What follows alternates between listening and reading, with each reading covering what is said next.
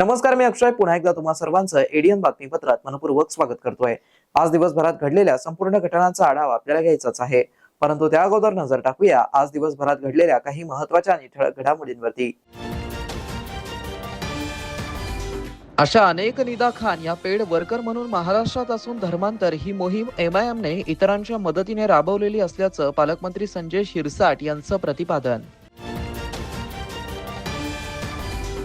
तर छत्रपती संभाजीनगर 2047 संकल्पनेसाठी city transformation unit स्थापन होणार, महापौर समीर राजूरकर यांचं प्रतिपादन। आता बघूया सविस्तर बातम्या। निदा खान ही पेड वर्कर आहे। अशा अनेक निदा खान महाराष्ट्रात आहेत।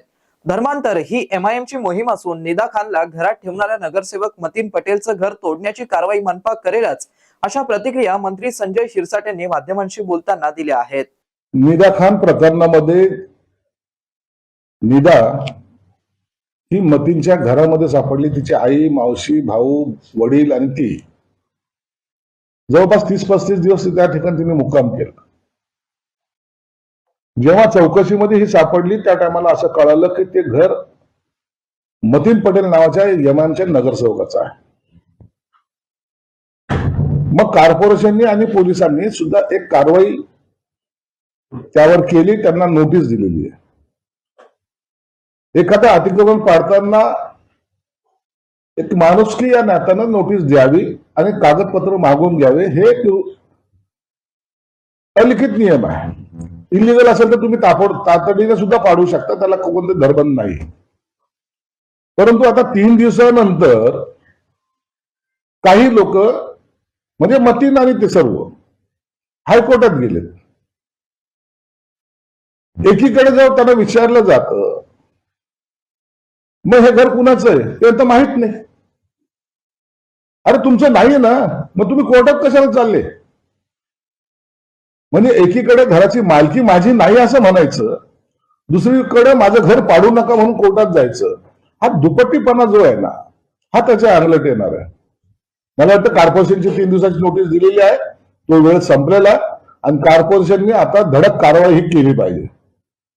आरोपीला लपवणं आणि तेही अशा गुन्ह्यामध्ये हा सर्वात मोठा भयंकर गुन्हा आहे आणि कॉर्पोरेशन मला वाटतं आज ती कारवाई नक्की करेल असा मला विश्वास आहे। नाशिक येथील धर्मांतर प्रकरणातील आरोपी निदा खान हिला मदत केल्यानंतर एमआयएम नगरसेवक मतीन पटेलने विना परवानगी बांधकाम असलेले अतिक्रमित घर पडून त्याचं नगरसेवक पद जाणार असल्याबाबतचा इशारा महापौर समीर राजूरकर यांनी माध्यमांशी बोलताना दिलाय। एमआयएमचा नगरसेवक मतीन पटेल यानं निवडणुकीच्या वेळेस त्याच्या शपथपत्रामध्ये जो पत्ता दिलेला आहे त्या पत्त्याच्या घरावरती कुठलंही नियमितीकरण केलेलं नाहीये आणि जर ते सदस्यानं नियमितीकरण केलेलं नसेल महाराष्ट्र नगररचना अधिनियमानुसार तर त्याच्यासाठी महाराष्ट्र महानगरपालिका अधिनियम 10(1)ड यानुसार त्याची सदस्यत्व अनर्हत करता येतं। आणि आत्ता प्रथमदर्शनी असं दिसतंय की त्याचं जे घर आहे तर ते अनधिकृत आहे आणि अनधिकृत घर त्याचं किंवा त्याच्या पत्नीचं जर असेल आणि त्याचे हितसंबंध असतील तर ते 10(1)ड साठी पात्र होतात आणि तशी कारवाई आम्ही प्रस्तावित करणार। तर दुसरीकडे मतीन पटेलला सदर प्रकरणातून वाचवण्यासाठी न्यायालयात धाव घेणार असल्याचे विरोधी पक्ष नेते समीर साजिद बिल्डर यांनी सांगितलं। यावेळी त्यांनी सत्ताधारी पक्षावरती नाराजी व्यक्त केली है। ठीक है ना, इलीगल बांधकाम की नोटिस देना ये कॉर्पोरेशन का अधिकार है, उसको सही या गलत प्रूव करने के लिए हमें भी 3 दिन का टाइम मिला है और मतीन पटेल की फैमिली उनके डॉक्यूमेंट्स जो तो कॉर्पोरेशन के सामने प्रोड्यूस करेगी और अगर कुछ इलीगल है तो उसके ऊपर बिल्कुल कार्रवाई होगी। नगरसेवक पद नगरसेवक पद देखिए साहब, नगरसेवक महापौर साहब ने नहीं बनाया मतीन पटेल को। मतीन पटेल को नगरसेवक नारेगांव की जनता ने बनाई है। तो ये नारेगांव की जनता के अगर विश्वास के साथ आप खेलना चाह रहे हैं इस तरीके से तो ये आपकी मर्जी है। और बिल्कुल मतीन पटेल के पास भी जो तो इसके अंदर लीगल जो तो रास्ता खुला है कि इस तरीके की कोई कार्रवाई की जाती है तो उसके पास कोर्ट है जाने के लिए. त्यांचं पद तर जाईलच, पण त्यांची तिन्ही घरं पण तुटणार आहे. एक पक्ष म्हणून तुमची काय भूमिका आहे? तुमच्या पक्षाच्या एका नगरसेवकावर घर तोडण्याची कारवाई होती. घर टूट जाएगा ये आप भविष्यवाणी कर रहे हैं या आप कह रहे हैं कि टूटने वाले हैं? भाई म्यूनसिपल कॉर्पोरेशन ने अभी नोटिस दिया है, नोटिस का जवाब वो लोग देने के लिए उनको 3 दिन का टाइम मिला है, वो लोग जवाब देंगे ना. और अगर जवाब देने के बाद भी महानगर पालिका कार्रवाई करने की कोशिश करेगी तो कोर्ट भी तो है. हाँ, हम संविधान के दायरे में है ना सभी के सब. नोटिस देना ये संवैधानिक तरीका है और संवैधानिक तरीके के बाद में जवाब देना उसका संवैधानिक अधिकार है. और वो अधिकार का वापर करने के बाद में भी अगर महानगर पालिका संतुष्ट नहीं होता है तो कोर्ट जाना भी उसका संवैधानिक अधिकार है. विकसित महाराष्ट्र 2047च्या धर्तीवरती छत्रपती संभाजीनगर शहराच्या सर्वांगीण विकासासाठी छत्रपती संभाजीनगर 2047 ही संकल्पना राबवण्यात येणार असून त्यासाठी लवकरच सिटी ट्रान्सफॉर्मेशन युनिट स्थापन करण्यात येईल असं प्रतिपादन महापौर समीर राजूरकर यांनी केलं आहे. आज जागतिक बँकांच्या प्रतिनिधींनी महापौरांची भेट घेतली, यावेळी ते बोलत होते. महापौर म्हणालेत की छत्रपती संभाजीनगर शहराचा खऱ्या अर्थाने विकास साधायचा असेल तर घनकचरा व्यवस्थापन, ड्रेनेज व्यवस्था आणि पाणीपुरवठा सेवांवरती विशेष लक्ष केंद्रित करणं गरजेचं आहे. ते पुढे म्हणालेत की कर वसुली ही महापालिकेची आर्थिक कणा असून ती अधिक सक्षम आणि डिजिटल करण्यासाठी जागतिक बँकेची मदत महत्त्वाची ठरू शकते. मालमत्तांचं पुनर्सर्वेक्षण दर 5 वर्षांनी होणं आवश्यक असून यासाठी ही जागतिक बँकांचं सहकार्य घेतल्यास चांगले परिणाम मिळू शकतात. सिटी ट्रान्सफॉर्मेशन युनिट या संकल्पनेविषयी बोलताना त्यांनी सांगितलं की पदाधिकारी किंवा अधिकारी बदलले तरी या युनिटची उद्दिष्टे बदलणार नाहीत. अशा पद्धतीने त्यांची रचना करण्यात येणार आहे. शहरातील खाम आणि सुखना या 2 नद्यांमध्ये जाणाऱ्या ड्रेनेजच्या पाण्यावरती मोठ्या प्रमाणात नियंत्रण आणण्यात आलंय. यासोबतच शहरातील नवीन पाणी स्रोत निर्माण करण्यावरही लक्ष देण्याची गरज असल्याचं त्यांनी नमूद केलं. केंद्र आणि राज्य सरकारच्या विविध योजनांचा लाभ घेण्यासाठी मित्र संस्थांसोबत सामंजस्य करार करण्यात येणार असल्याचं त्यांनी सांगितलंय. या बैठकीस जागतिक बँकेचे हर्ष गोयल वरिष्ठ जल विशेषज्ञ व संघ प्रमुख, अंकुश शर्मा वरिष्ठ वित्त विशेषज्ञ, श्रीनिवासराव पोडिपी रेड्डी वरिष्ठ जल व स्वच्छता विशेषज्ञ, अतिरिक्त शहर अभियंता अनिल तनपुरे तसेच मुख्य लेखा व वित्त अधिकारी संतोष वाहुळे उपस्थित होते. शहरवासियांना एक सुवर्ण संधी. तुम्ही एखादा व्यवसाय करताय का? मग एडियन वरती जाहिरात करा आणि मिळवा व्यवसायात मोठा फायदा. तर वाट कसली बघत आहात? आताच खाली दिसत असलेल्या नंबरवरती संपर्क करा. आपल्याला अजूनही काही बातम्यांचा आढावा घ्यायचा आहे, परंतु ते वेळ झाली आहे एका छोट्याशा ब्रेकची. कुठेही जाऊ नका, पाहत रहा एडियन न्यूज.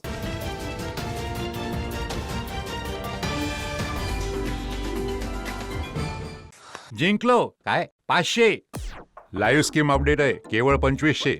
तुम्ही सगळ्या मित्रांना हरवू शकता नेहमी. दाखव जरा. हे तर पक्के फ्रॉड आहे. हा गेम याचे सगळे मित्र खेळतात. 143K डाउनलोड आहे. हा कुठे फेमस आहे? भाऊ मला घेऊन द्या ना. अशा गेम पासून दूर राहा. ही एक नशा आहे.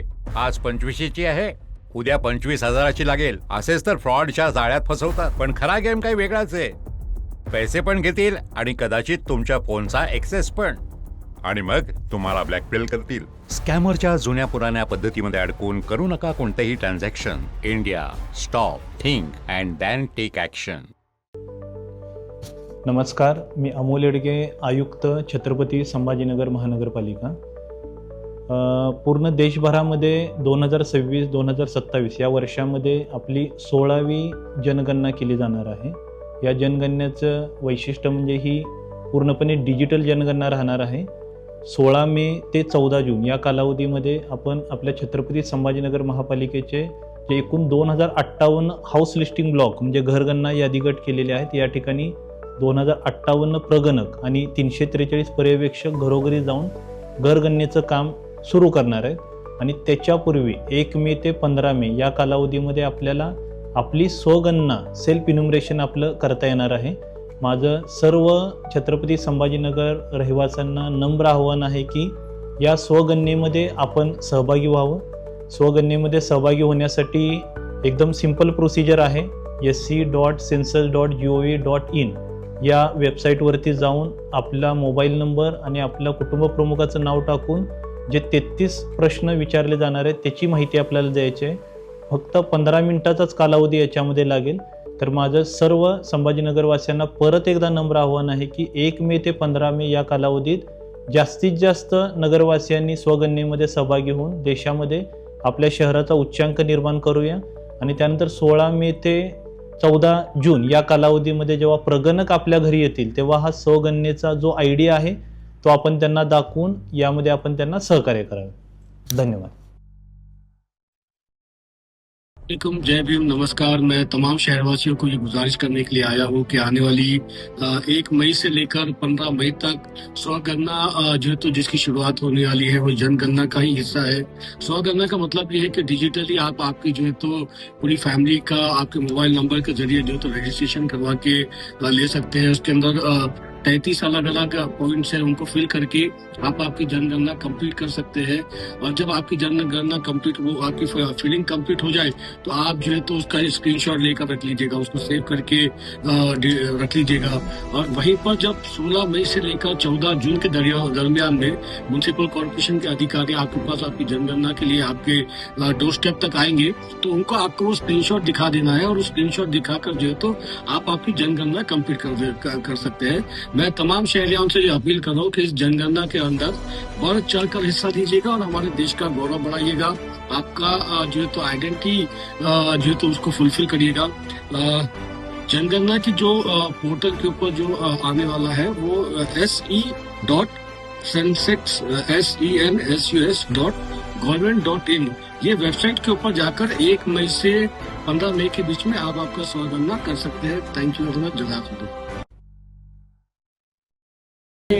गोविंद परशुराम केंद्रे, सभागृह नेता, छत्रपती संभाजीनगर महानगरपालिका।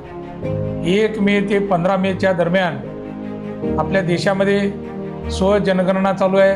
ही डिजिटली करता येते. आपण स्वतः आपली जनगणना आपल्या डिजिटली करून आपल्याकडे आलेल्या सरकारी प्रगणकाच्या माध्यमातून ती त्यांना आपल्याला वेळेवर सुपूर्द करता येते, त्यांच्याकडे देता येते. आणि ज्या माध्यमातून आपण जनगणना केल्याच्या नंतर आपला सर्वांगीण विकास करण्यासाठी आपल्याला ती जनगणना अतिशय महत्त्वाची असते. म्हणून आपण सर्वांना विनंती करतो की आपण जनगणनेच्या या राष्ट्रीय कामामध्ये आमच्या येणाऱ्या प्रगणकाला आपण मदत करावी, एवढी या ठिकाणी आपल्याला विनंती करतो आणि थांबतो. धन्यवाद.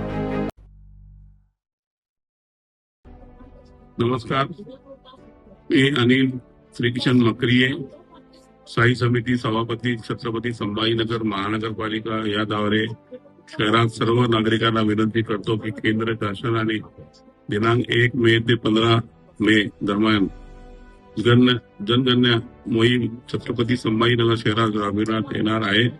नागरिकांना सदर मोहीम सहभाग व्हावेत. हे धन्यवाद. आपली भारताची जनगणना सुरू झालेली आहे. माननीय पंतप्रधान श्री नरेंद्रजी मोदी यांनी या देशामध्ये सर्वप्रथम डिजिटल स्वगणना सुरू केलेली आहे. ती स्वगणना दिनांक 1 मे ते 15 मे पर्यंत आपल्याला ऑनलाईन पद्धतीनं करता येते. ही स्वगणना केल्यानंतर आपल्याला एक ECID सुद्धा मिळतो. ह्याचा उपयोग काय की जेव्हा नंतर 16 मे ते 14 जूनच्या दरम्यान प्रगणक जेव्हा आपल्या घरी येतील आणि त्यावेळेस माहिती विचारायला येतील, त्यावेळेस जर तुम्ही हा ECID दिला तर तुमचा ECID त्या प्रगणकांना दिल्यानंतर ते इतर कोणती माहिती तुम्हाला विचारणार नाही आणि त्यामुळं नागरिकांचा सुद्धा वेळ वाचेल आणि जनगणना जलद गतीनं होईल. माननीय पंतप्रधान श्री नरेंद्रजी मोदी यांनी डिजिटल जनगणना चालू केल्यामुळं ती अतिशय वेगाने ह्या देशामध्ये जनगणना होईल आणि हा पहिल्यांदाच या देशामध्ये डिजिटल जनगणना सुरू झालेली आहे. ही स्वगणना 1 मे ते 15 मेच्या दरम्यान सर्वांनी ऑनलाईन पद्धतीने करावी. त्याचा ECID आपल्याजवळ ठेवावा आणि आता आपल्याला एक आव्हान करतो की जनगणना हे राष्ट्रीय कार्य आहे आणि राष्ट्रीय कार्यामध्ये सहभाग नोंदवणे हे आपलं राष्ट्रीय कर्तव्य आहे.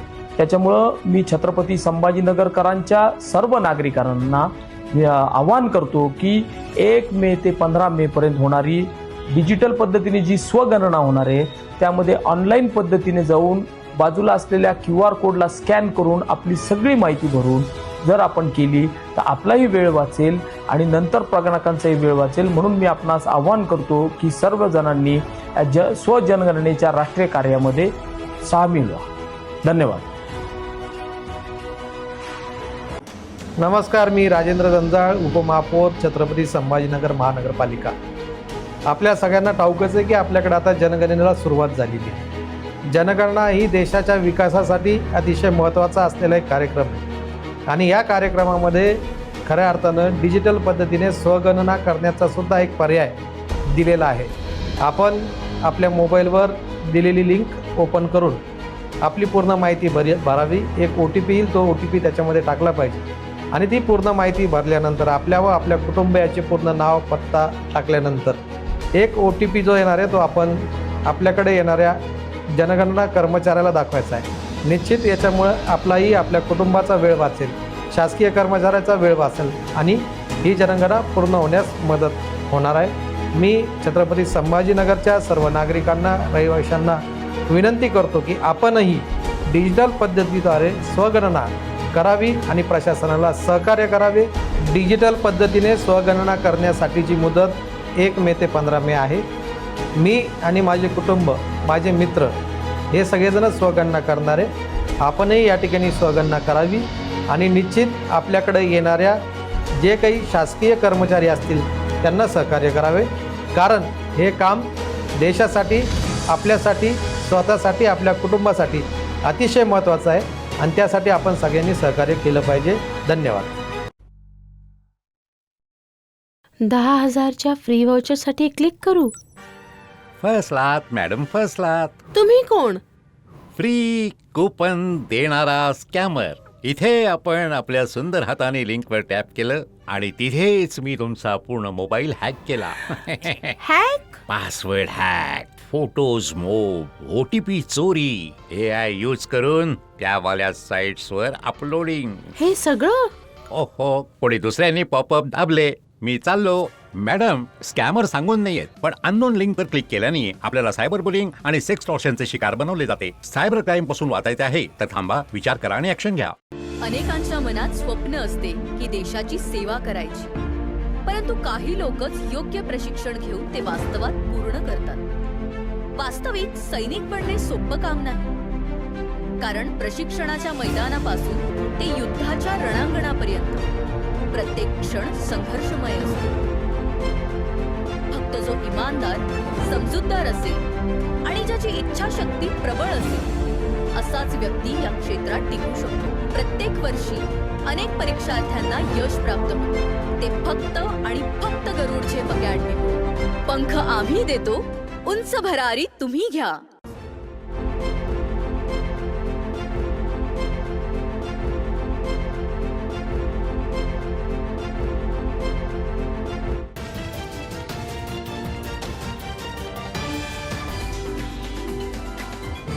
नमस्कार. ब्रेकनंतर पुन्हा एकदा स्वागत. आपण बघत आहात एडीएन बातमीपत्र. कितीतरी पटीने लोकसंख्या वाढलेली असताना सुद्धा MIDC प्रशासनाने 2013 नंतर सिडकोतील कामगार नागरिकांना एक थेंब सुद्धा पाणी वाढवून दिलं नाही असा आरोप करत पंचायत समिती सदस्य दत्तात्रय वरपे यांनी आमरण उपोषण सुरू केलं असून आता जोपर्यंत वाढीव पाणी मिळणार नाही तोपर्यंत हे आमरण उपोषण असं सुरू राहील असा इशारा त्यांनी दिला आहे.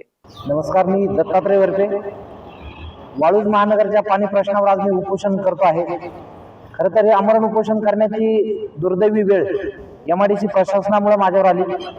वारंवार मी स्वतः अर्ज विनंती केल्या, सिडकोच्या प्रशासनाच्या माध्यमातून अर्ज विनंती केल्या, मात्र महाराष्ट्र औद्योगिक महामंडळाला जरा सुद्धा त्यांना पाजर फुटलेला नाही आणि त्यांनी स्पष्ट शब्दात आम्हाला सांगितलं की आम्ही तुम्हाला एक थेंबही पाणी वाढवून देऊ शकत नाही.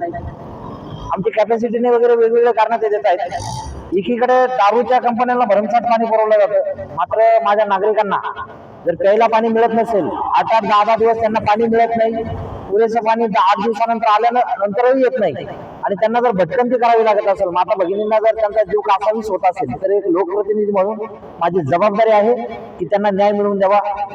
त्या न्याय मागणीसाठी आज मी लोकशाहीच्या माध्यमातून, लोकशाही मार्गाने, अतिशय शांततेच्या मार्गाने या ठिकाणी आमरण उपोषणाला बसलो आहे.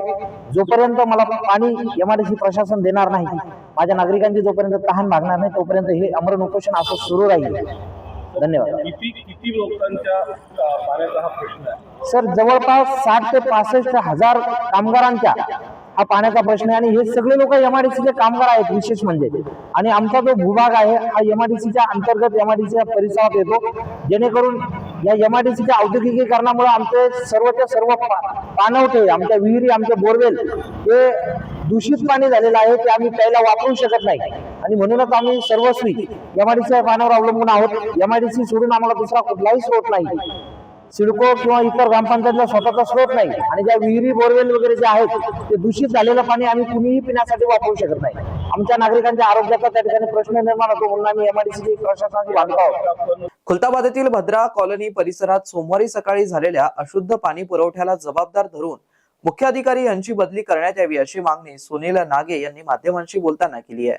या ठिकाणी भद्रा कॉलनीमध्ये जे दूषित पाणी आलं होतं ते नागरिक मला तिथे घेऊन आले आणि त्यांनी सांगितलं आणि अक्षरशः इतकं नालीतलं पाण्यासारखं पाणी त्या ठिकाणी होतं आणि कोणीही म्हणजे ते कुठल्याच कामाचं पाणी नव्हतं.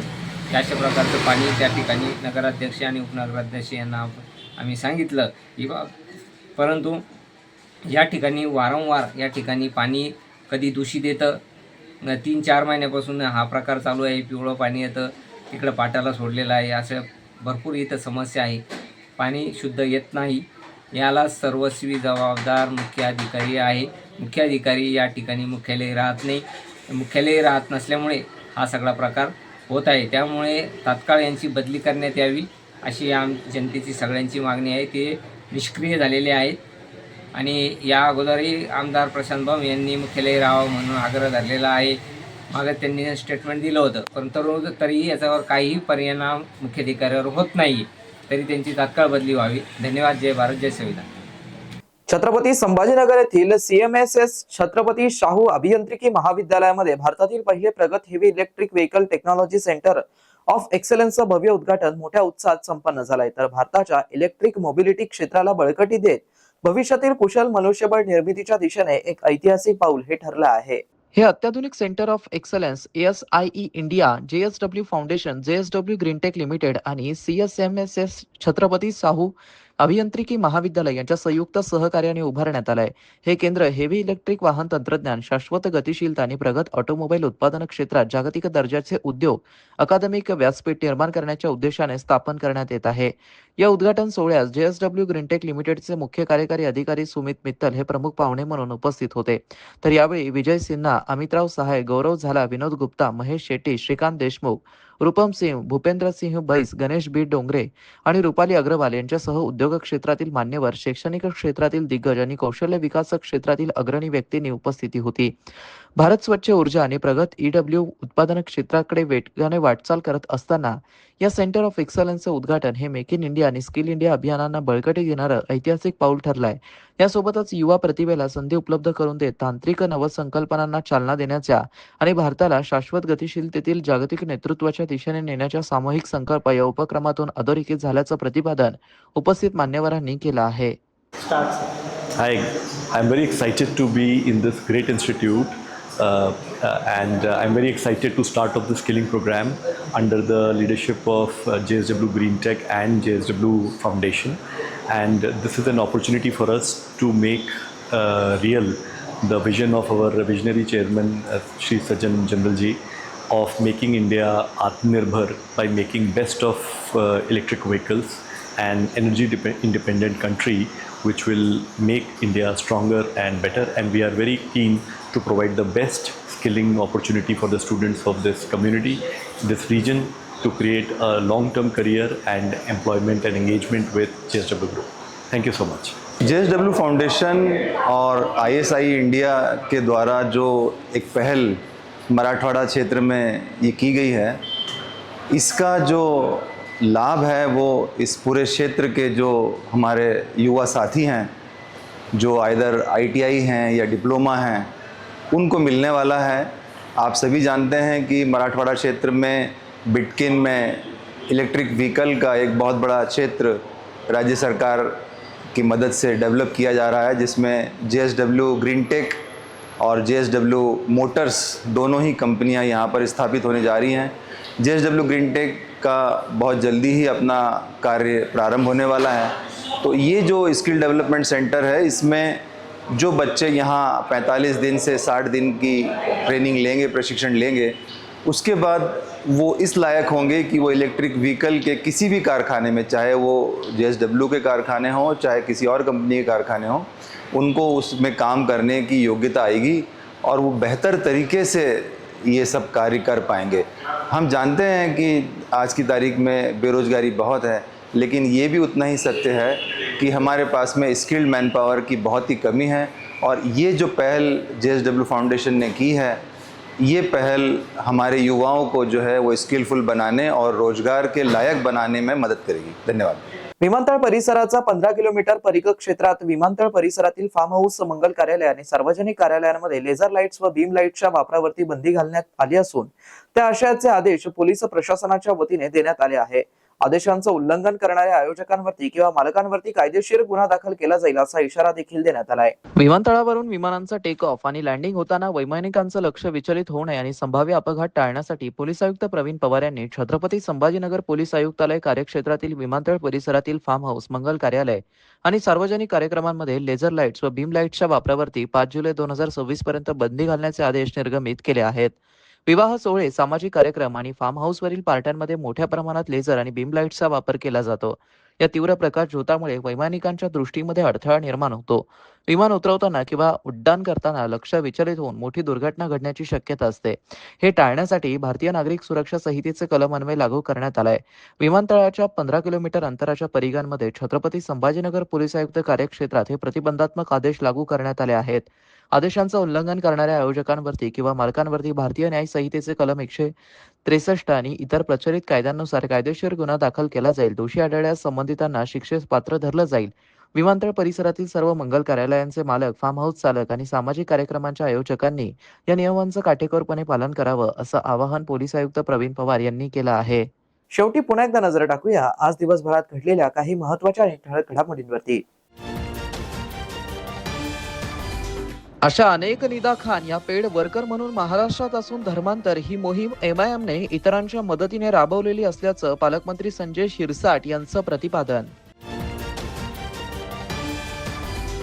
तर छत्रपती संभाजीनगर 2047 संकल्पनेसाठी सिटीज ट्रान्सफॉर्मेशन युनिट स्थापन होणार, महापौर समीर राजूरकर यांचं प्रतिपादन। आणि याबरोबरच हे बातमीपत्र इथेच संपलं। पुन्हा भेटूया पुढील बातमीपत्रात। तोपर्यंत पाहत रहा आपल्या हक्काचं बातमीपत्र ADN न्यूज।